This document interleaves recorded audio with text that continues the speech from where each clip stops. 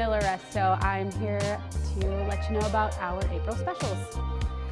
For this month, we have our drink special, the Double Rum Mule. Belle created this special drink and it has become a favorite of her guests, and it's called the Double Rum Mule.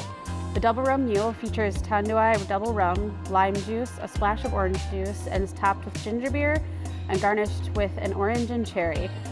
Get our special drink that Belle created anytime during the month of April. Our sushi special this month is called the Kuneho Roll. Jonathan and Kyra teamed up to create the Kuneho Roll. Kuneho in Tagalog means rabbit. Our Kuneho Roll features tempura carrots, lettuce, spring onion, fresh salmon, and white tuna. The Kuneho Roll is then served on a bed of wasabi mayo and presented in the shape of a rabbit with fresh carrots for its whiskers. Our Filipino special this month is the Tempura Bandeja. Chef Ninoy puts together our Tempura Bandeja, or otherwise known as Tempura Platter.